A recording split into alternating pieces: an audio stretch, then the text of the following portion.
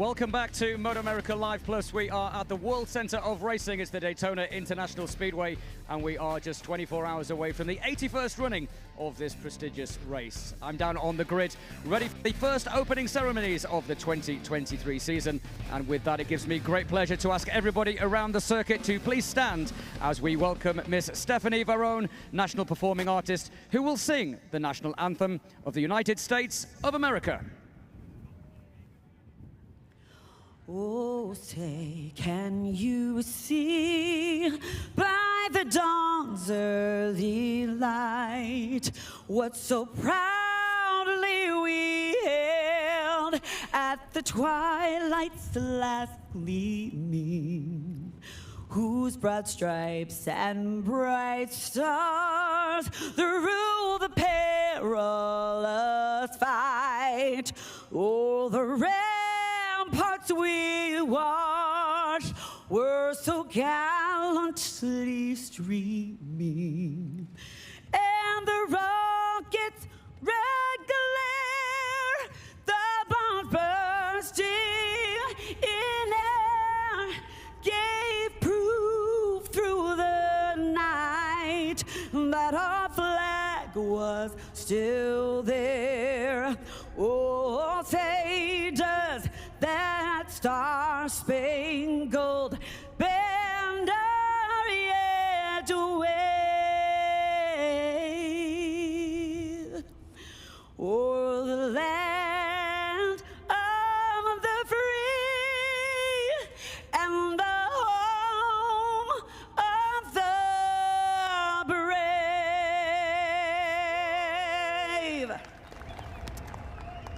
A nice round of applause then for Stephanie. She sings the national anthem, and of course, well, that means we are just a few moments away from our first race of the weekend. We've seen the Mission Food King of the Baggers Challenge. That was won by Carl Wyman, and now we get ready for the Super Hooligans. It's going to be a great race, and then following that we have the Twins Cup, sponsored once again by Revit. And then later on today, make sure you stick with us on MotoAmerica Live Plus. We have the Pit Stop Challenge. That's a lot of fun. A lot of pressure now goes to the team. The riders have done their job, and they get ready to fight it out for bragging rights going into the 81st running of the Daytona 200 tomorrow. A lot of teams down here still just doing a bit of analysis now. They start looking at the various data. That was qualifying, of course, for the Daytona 200. That's coming up tomorrow. The riders now can just rest and think about race strategy. 57 laps around this impressive circuit, as the green flag just next to me is waved, and the Super Hooligan riders now make their way down pit lane. They get ready to go onto their sighting lap. They'll come back round, they'll form up on the grid, and then Greg Creamer and the guys, Roland Sands, I think as well, will be up there in the booth talking us through this, which should be a really exciting race. We saw some great racing last year in the Super Hooligans, and as we've already announced, there's more races, more opportunities for us to watch this fantastic class, which will be a full-time feature in the MotoAmerica Championship in 2023. So it's getting a bit loud down here. I'm going to step away. Make sure you stay with us as we get ready for our first race here at Daytona. It's MotoAmerica 2023.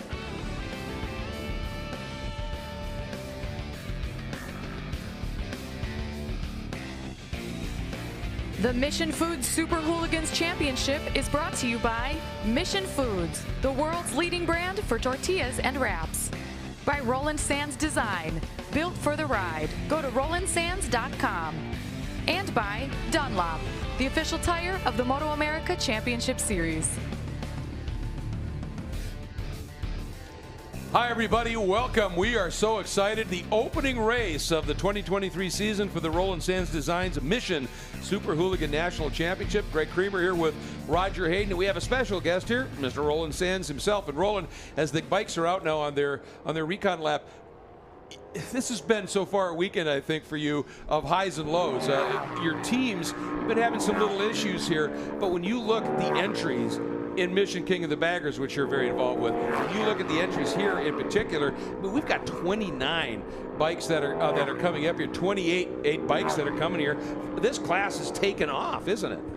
Yeah, the Super Hooligan class, I think it adds a level of accessibility for people to get out here and ride this famous speedway ride in Daytona International Speedway. So we've got, I think, 6 or 7 manufacturers, including Energica, an electric bike, Harley-Davidson Pan Americas, are on the track this year. Indian FTR 1200s, we got Ducatis. It's a great group of bikes, great group of riders, and I think we're going to see some good competition today.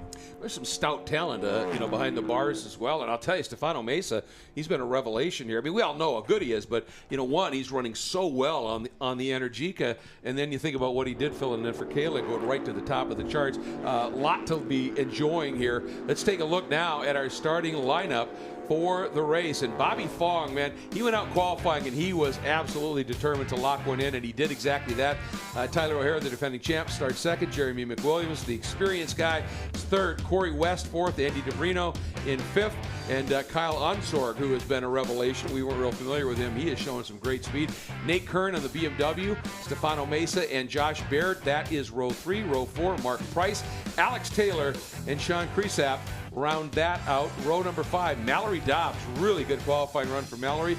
Dylan Wall, Arnold Hastings, then Patricia Fernandez, who just loves riding these bikes, no question about that. Chris Joffrian and Danny Dominguez in row 6. Row 7, Hawk Mazada, Robert Johnson, and Alex Clark. In row 8, Eric Stahl, Joseph Katzberg, and Charles Condit fill out row 8. Row 9, Kerry Ford, Aaron Guardo, and John Trujillo. And then rounding out the field, Kevin Grimel. And interesting, Bobby Fong just ducked into his pit box before he went up to his grid spot here. You've got some awfully good riders right up on the front. Is there anybody rolling that back a little bit that we should be keeping our eye on, in your opinion? Well, I think seeing how Stefano Mesa gets a start, if you remember Laguna Seca, how good that Energica got off the line, put himself in a good position. Nate Kern on that BMW, I think he's got a little bit of speed to make up. And Kyle, he didn't get too much time on the bike yet, so getting him up there, he's in 6th now, but I think it's Daytona, it's the draft. Exactly. You just never know what's going to happen, when these guys get in a group and they haven't had the opportunity to ride in a group yet, so we're gonna see how that pans out. This is going to be awesome, and I just love the look of these bikes. I started in my racing on flat track, and these bikes have that look, with the number plates. But man, they get around this track. There is Bobby Fong, and he is absolutely lit right now. Looking forward to this launch. Yeah, Bobby's been struggling a bit on the bagger, so I think he's going to go and get his aggressions out on the Indian FTR 1200 in this race. We got Corey West in 4th, and he is the first Pan America. This is Pan America's first race on the track, and we've had to balance these bikes because Pan America comes with more horsepower. So here we go. Here we go indeed. Looking for it. Wait for it. We're green. There it is. Oh, big wheelie up on the outside. Let's see. Some serious track jostling, but a nice start by Bobby Fong. Looked like Andy DeBrino got a really good launch as well. He may have jumped up into 2nd at this point, Roland. Kyle Hunsor almost looped the thing out, and that was not the start that he wanted to get, I'll guarantee you. He wanted to be on the outside, but not quite that far back. And Unsor got a really nice start, almost nipped that 4th spot away, but Corey West able to take that position back. You can see them, and also Nate Kern really doing a nice job on the launch as well. All right, here we go. Through that kink for the first time in anger, and Bobby there, but I'll tell you, DeBrino is lit. And you got last year's championship winner, Tyler O'Hara, back there in 3rd place. He's going to be obviously looking to get up in front of the crew this race. And I mean, Tyler was trailing a little bit from Bobby, and funny enough, look at Bobby's on Tyler's bike from last year. It looks like Bobby's going to try to check out and see if he can break that draft the first lap, like we've seen Kyle Wyman do in that bagger race. He has the pace. He's been almost a second quicker than these guys. So if he can get his head down this first lap and not get in a drafting war. Of course, DeBrino won this race from pole last year, sitting in 3rd right now. Would like to be able to get to it. And it looks like those guys stayed just close enough. They may be able to get a little bit of a tow here. But Escalante just attacking the entry, as is DeBrino there into the chicane. I think DeBrino maybe got a little bit of a run here. Not that much, but now he's close enough. I think he's going to get a little bit of a pull here. Bobby got a hell of a drive coming off of turn 6. Yeah. I didn't think he made up that much in the infield, but man, coming off of 6, he really got the power to the ground. And that's what this place is about. If you can get out of 6 good and get through the chicane good, it gives you a little bit of advantage. Don't expect him to walk away, but you never know. Yeah. Well, just watching Bobby there, I mean, his commitment right now, coming out of the East banking, he was right up at the safer barrier there. He is using every bit of track, Roger. And Corey West now has made himself into third. Yeah. Kind of closing up on those front three guys. That's indeed sneaking through there is the number 13 of Corey West, getting through on DeBrino. Kyle Onsorg sits in the 5th spot. Jeremy McWilliams 6th. Nate Kern 7th. Stefano Mesa right there on the Energica bike, still in that top 10, sitting in 8th. Mark Price on the KTM in 9th, and the other KTM of Alex Taylor sitting in the 10th spot. 5 laps to go, and this battle is not done yet. DeBrino, after Corey slotted through on him, DeBrino looking for another way through here. You might be seeing a repeat of Laguna. Those two guys at Laguna Seca were absolutely destroying each other. I've never seen so many passes. It was like a Moto3 race. We'll maybe see a repeat of that today with Andy behind Corey. I would think right now, though, I mean, they would probably want to more work together. Let DeBrino get the tow here from West, returning the favor to try and get back up to Tyler O'Hara to have an opportunity for maybe a battle better than just for the last spot on the podium. But hey, like you said, it's Daytona and people are look at this though. Yeah, Tyler O'Hara is closing it back down a little bit on Bobby Fong. He is really making up some ground here. He's close enough, but boy, I tell you, Fong gets through that chicane amazingly quickly. It's a lot of work out there on these things as well, because you don't have a fairing protecting you, and they're going 160 miles an hour. So you could imagine trying to hang on to a bike with no fairing at 160 miles an hour, lap after lap after lap. And not only that, they talked about today how windy it is. I mean, we had canopies get blown off pit lane earlier today, so making it even harder. It looks like Andy's got a problem. He's dropping back very quick. We got Kyle and Jeremy came by him on that lap. Yeah, he's definitely not able to maintain the pace here. That was more than just a draft pass. He's just dropping backward. But right now, that margin had been up to about 0.4 of a second. Fong over O'Hara. It's now under a second by a bunch. Incredibly close. Watch Escalante here. Yeah, working to get the power down, coming out chicane. That's a lot of English going into the bike. And here's the battle between the 5 of Onsorg and Jeremy McWilliams, the 2 Indians, duking it out. And this is how they're coming up on the back of Andy DeBrino on that KTM, and just easily drove on by him at this point. But this battle for the lead is starting to really hot up right now. Corey West has a little bit of a margin back to Onsorg, and same for him back to McWilliams. But up front at this stage, Tyler O'Hara sitting in second. He's close enough. We'll see if he's going to be able to do anything with Bobby Fong. He's going to get the tow. Here it comes. The margin is closing up. He's there and thereabouts. Is it going to be enough? Is he going to be able to do anything to the chicane, or is he going to just ease it back a little bit, follow him through the chicane? Bobby was late on the brakes there. Did you see that? Yeah. You got to wonder if Bobby knows he's back there. I know his pit board's back there and he's probably telling him, but you can feel that draft. When you get up on the banking and someone starts to get close to you, you can almost feel yourself being sucked back. I'll tell you though, it's just impressive here watching Fong through that chicane. Every time he gets through it, he pulls out a quick 2-3 lengths. He's not going to know the drive that he's getting, you know. I mean, and you're giving Tyler the experience to be behind him and see if you can get by him at the line. All right, Tyler right there. Thought he might try something, but elects just to tuck back in. Doesn't want to show everything yet here. This may be one of those deals, Roger, where Tyler really doesn't want to lead right now. Yeah, he might just be following him. Knows that, feels like he can get by him, and you know, just going to wait and save it for the last lap.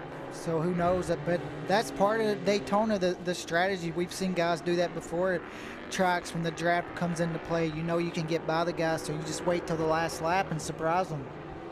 You know what Bobby does know he's there.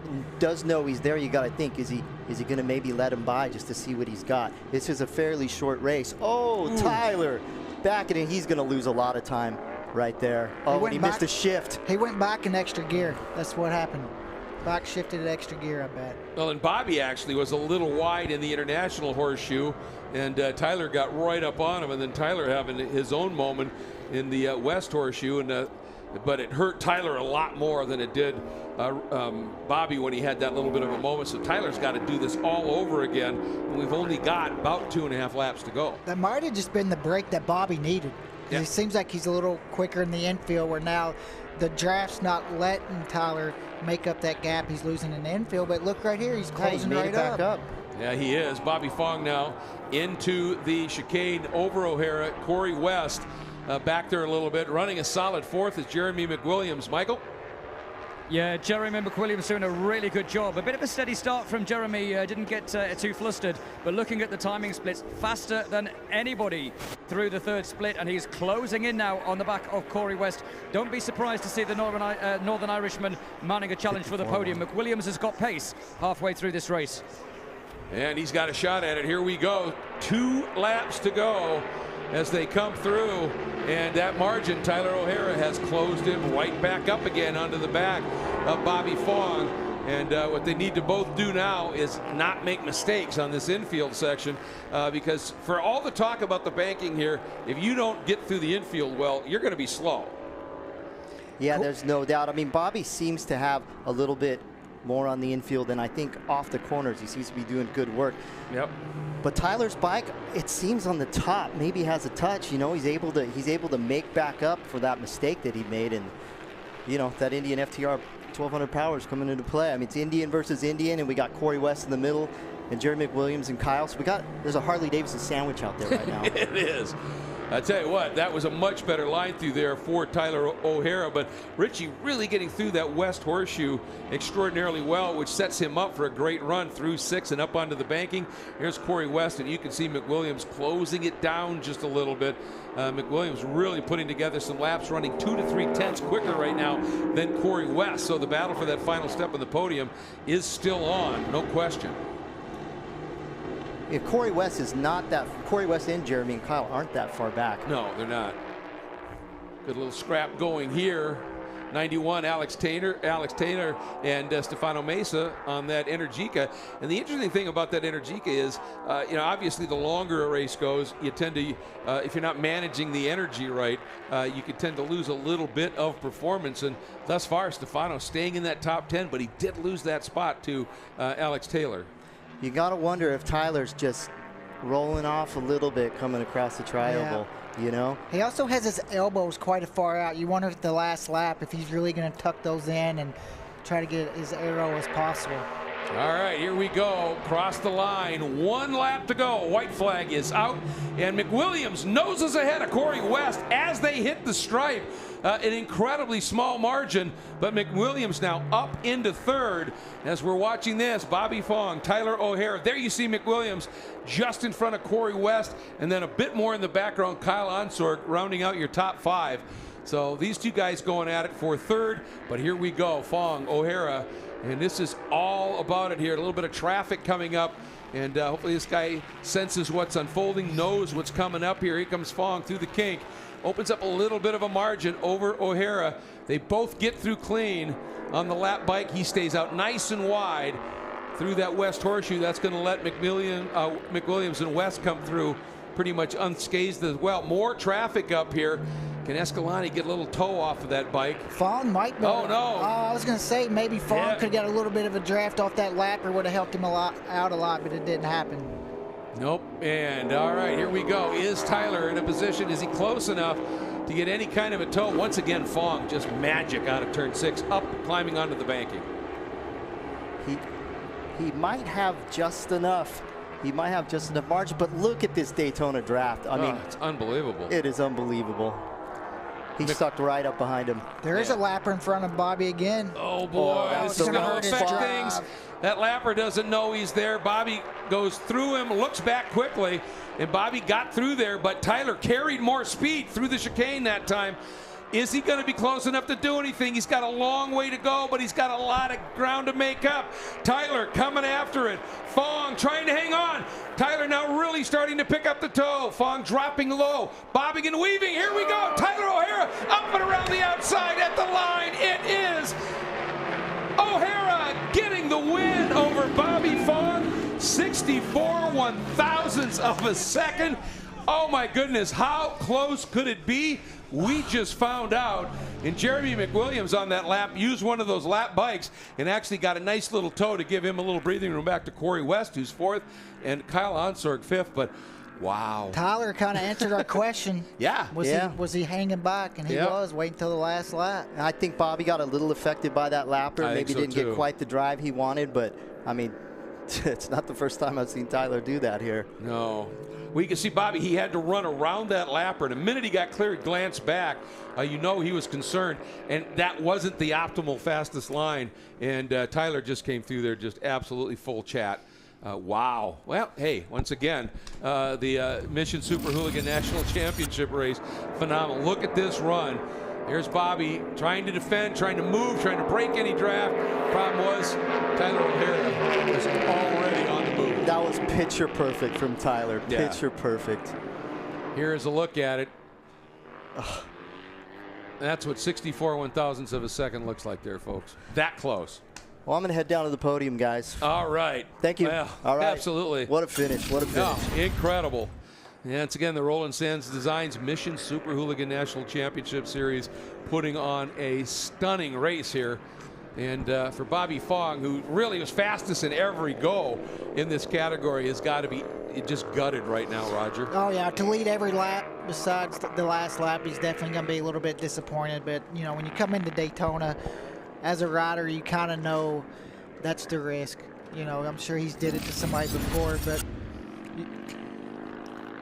it's this close. Look at it here, and when they get to the line, we're going to show you at that same moment the reaction for Tyler's crew. Watch this. Yeah. Loving it, no question about it.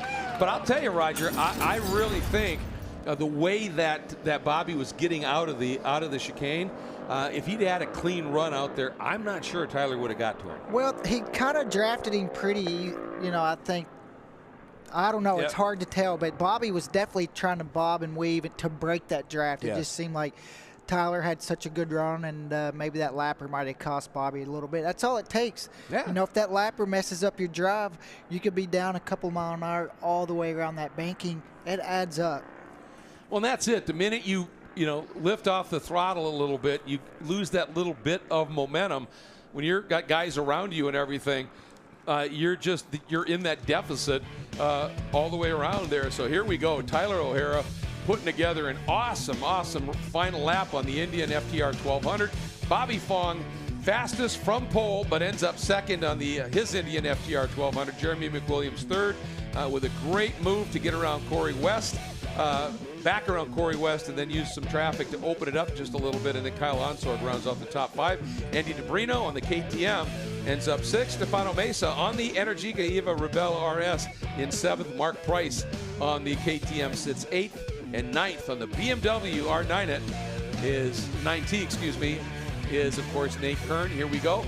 Rest of the field: Alex Taylor, Mallory Dobbs, Patricia Fernandez. Great runs there. Arnold Hastings, Sean Kriesap, and Hawk Mazzata round out your top 15. And as you can see, people are starting to stage up down at Victory Circle here. And I'll tell you, Victory Circle at Daytona is pretty hallowed ground. And whatever you're racing, you end up here, you know you have achieved something incredibly special. And these guys, man, what a show they put on. And going to be looking forward to this one, Roger. Yeah, it was a great race, even all the way through the field.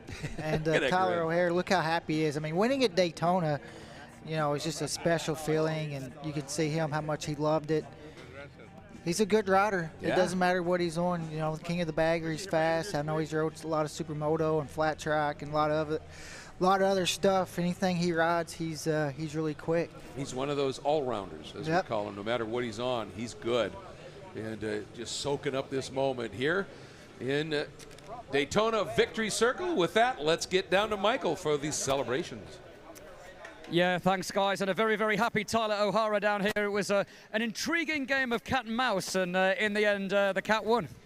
Yeah, just having a lot of fun out there in this Indian FTR Progressive Mission Foods Indian just Indian motorcycle. Everybody that supports us, we really worked hard. SNS Cycles, they really working their butts off all winter, and you know, this is the one you want to win. This is a good test, and that was a lot of fun, and just you know, can't give it up to my team and all these fans out here in Daytona enough. That was awesome. Big shout out to Parts Unlimited, Drag Specialties. Well, we'll see you tomorrow. Back to you guys upstairs. All right, thank you very much. And wow, what an absolutely absorbing race. I mean, it flies by, but it's just so entertaining here. And all right, let's get back down and hear from our second place finisher with Michael. Yeah, down here with Bobby Fong. He's still got a wry smile on that face, controlling it from the front. Smallest margin, just losing out. You get to go again tomorrow. Yeah, we get another one tomorrow, man. Tyler's playing chess, not checkers. So this is the way of the game. But we rode good. We had some fun. We earned some money, and we got on the podium after a tough weekend so far. So looking forward to tomorrow and hoping. All right. Thank you. Thanks to Bobby. And let's move across to third place finisher Jeremy McWilliams. Just taking a drink down here. We'll grab a quick word with him. Jeremy, we were saying in commentary, incredible speed from you the last couple of laps. Lots learned. Could potentially win tomorrow. If I turn the pit lane limiter off at the start line, that might be a possibility. So I really messed up, and my fault entirely. It's something I need to put a note on the handlebar or something. But yeah, it was quite dangerous too because I was on pit lane limiter whilst everybody was passing. But it is quite satisfying to come through the group. It'd be more satisfying to win. We'll see you tomorrow. Sorry, then we can let these guys get ready for the podium celebration. And with that, we'll hand back to you guys upstairs. All right, thank you very much, Michael. And interesting here, just a little bit of an error there on Jeremy's part. Yeah. Very open about it and said, well, we got to work on that one, or at least I do, and that's what they're going to do. But I'll tell you, this one, it was a short race, but it offered up an awful lot to enjoy, and it all started with a great launch up in the front by your pole sitter. But look at that start by Andy DeBrino. Yeah, great start by him. I think he knew Bobby was going to try to get away with the KTM. He wants to stay in the draft, so it was really good right off the start, but you could see Bobby was just trying to get his head down and go. It looked like Andy DeBrino was having some issues, losing a lot of spots on the banking. Yeah. And then there's Bobby Fong out there, but here's the number 13. And he had a really good run going. Corey West worked his way up and around the 99 and moves up. These guys swapping back and forth, and in the end, what a final lap, once again, by Tyler O'Hara, coming from a fairly long ways back and making it work. Traffic in the chicane, who knows? Yeah, you never know. But also, I think tomorrow, going into race 2, you think about Jeremy McWilliams, how far he came to only get beat by 1 second. Corey West was right there toward the end, too. The guys, third and fourth, had faster laps there toward the end than the 2 leaders. So we could see a 4-horse race tomorrow. Looking forward to that second race tomorrow. Absolutely. When we come back, we'll start setting up for another race. It's Revit Twins Cup time here at Daytona.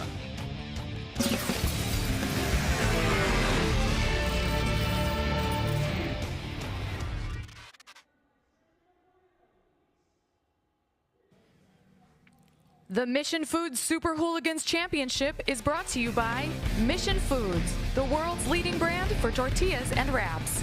By Roland Sands Design, built for the ride. Go to RolandSands.com. And by Dunlop, the official tire of the MotoAmerica Championship Series. It's amazing. He's talking about motorcycle insurance, and people love it. And of course, they love the savings they're going to get with Geico, but it goes beyond that.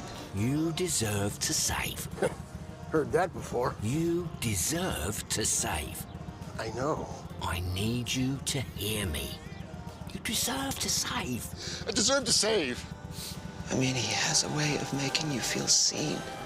Bundle car and motorcycle insurance and save at geico.com. We live in a very dangerous world of racing. He pushes too hard. This is something I've dreamed of since I was a kid. No matter what, we're brothers first.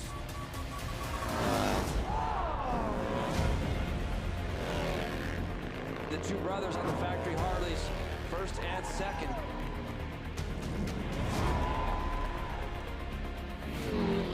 One little thing can change the course of your entire season.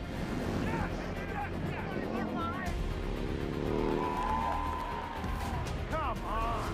You can't beat him, take him out, huh? If that's how it's gonna be, that's how we're gonna race. It all comes down to this.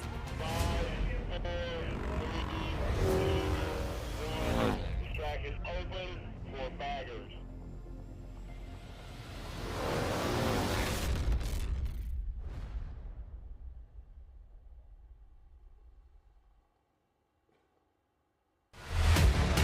VP Racing Fuels. No matter what motorcycle you race or ride, amateur or pro, we have a fuel to make more power.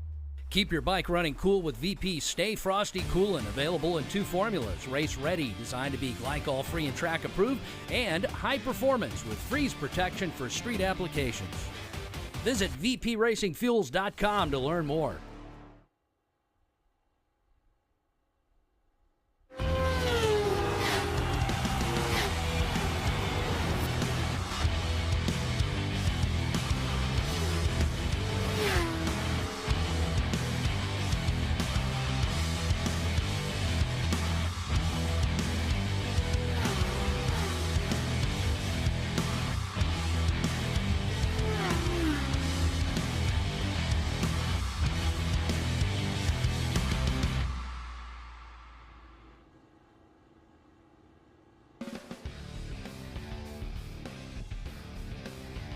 Daytona International Speedway, it can only mean one thing, the Daytona 200.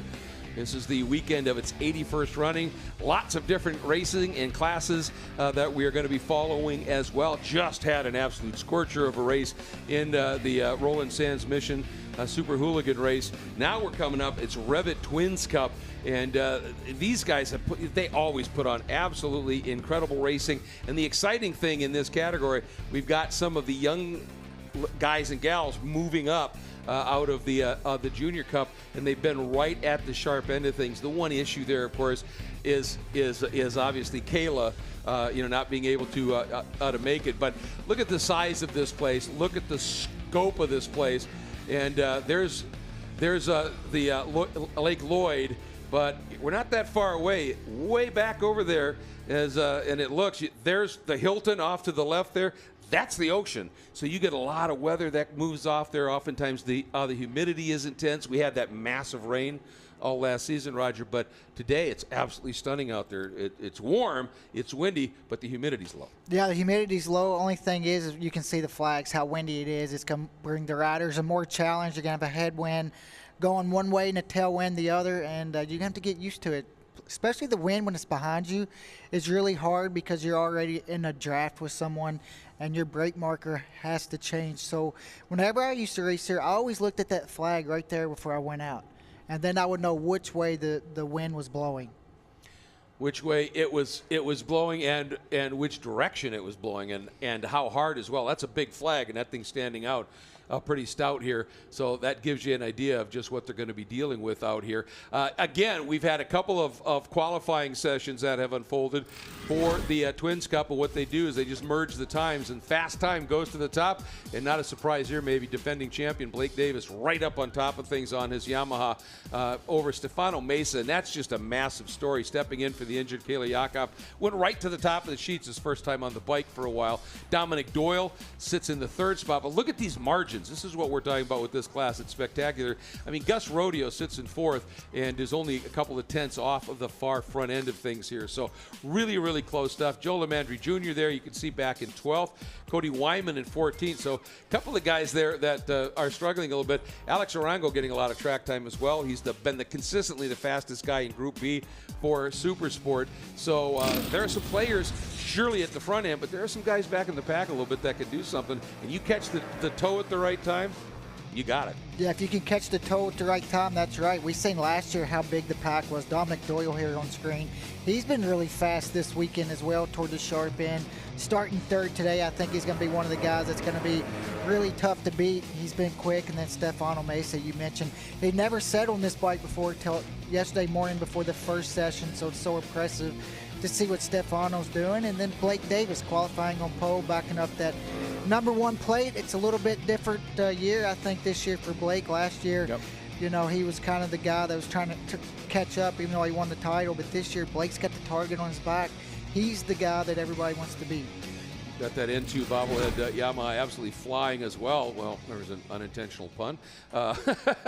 Look at that. The Daytona International Airport right next door. We get to see some beautiful stuff here, but we're going to see a large field. We got 29 of these bikes are going to be heading out on track for this first of 2 races on the weekend. Pit lane, people are starting to stage up and get ready here.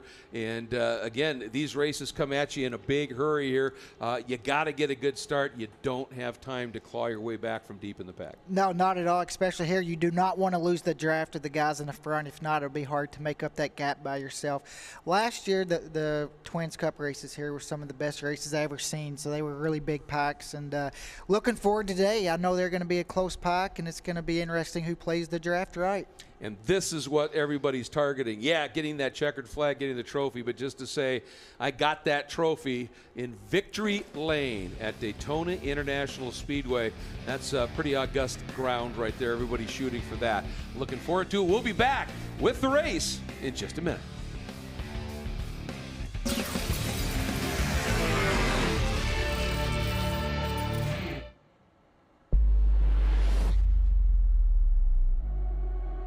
Our fears have been realized. Danilo Petrucci is the real deal. He comes to the checkered flag and takes his 2nd victory in a row. I've never wanted to beat somebody so bad. Gagne pushes it too hard. Matthew Skulls in a photo. A little bit of contact. He pushes him wide. Cameron Peterson is down. Oh. It's our races to lose. Great job. It's P1.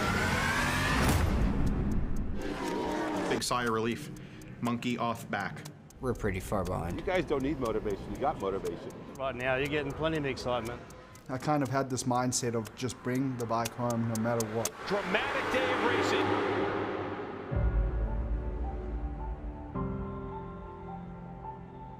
Pressure to Rise, Season 3, coming soon.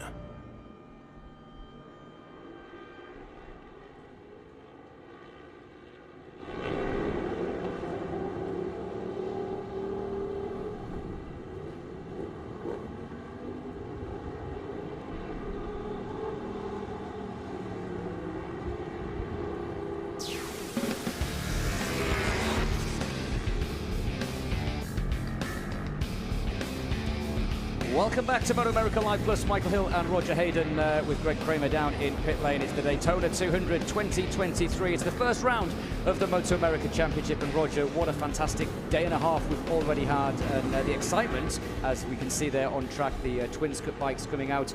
This is only going to get better. Yeah, it's going to get better. We just seen a race, the Super Hooligan race, just go down to the wire, and I think we'll see the same thing in the Twins Cup. So it's been exciting to see a couple riders moving up this year. A few of the guys have been in the class for a few years, and we're going to see how it shakes up here.